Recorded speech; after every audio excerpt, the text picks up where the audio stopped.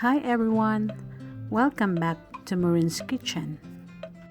Ngayong araw na to, tayo ay gagawa ng isa sa pinakapaboritong sausawan ng mga Pinoy.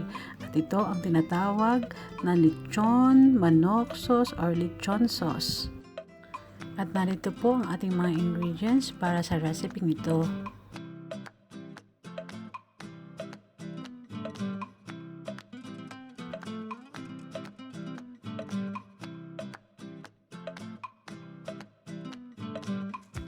Una sa lahat, tayo ay magigisa ng bawang at sibuyas.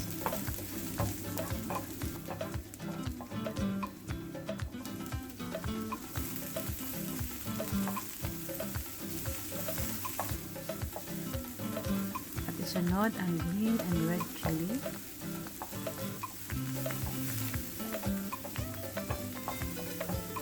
At pagkatapos, pwede na rin natin isunod ang atay.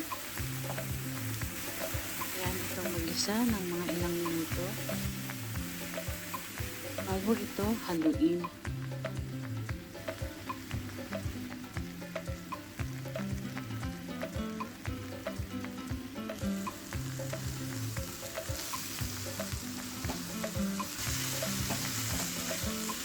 Pagkahalo, pwede na rin natin ilagay ang ground pepper, ground ginger, asin,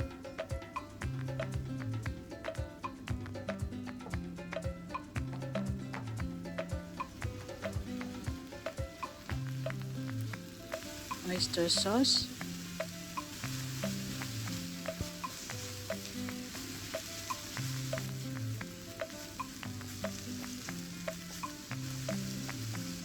brown sugar,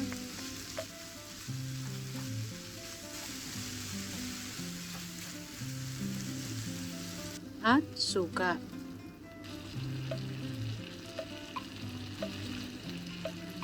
Hayaan itong kumulo ng ilang minuto.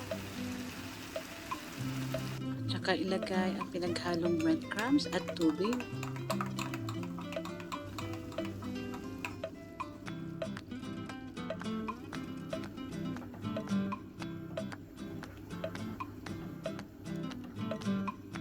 At haluin hanggang sa ito'y lumapot.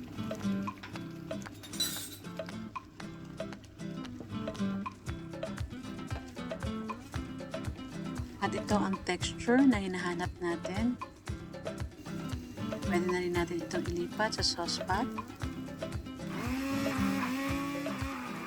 Para sa pinong-pinong lechon sauce, kailangan natin gumamit ng hand blender.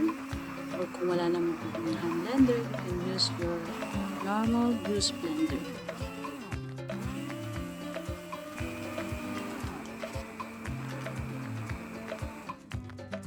Ito na po ang ating lechon sauce.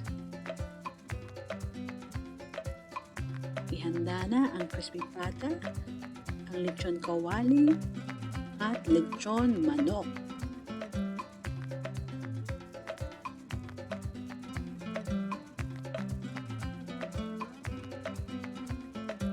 Hanggang sa muli po, maraming salamat sa inyong panonood. And if you like this video, please don't forget to subscribe, comment, and share. Thank you. God bless everyone.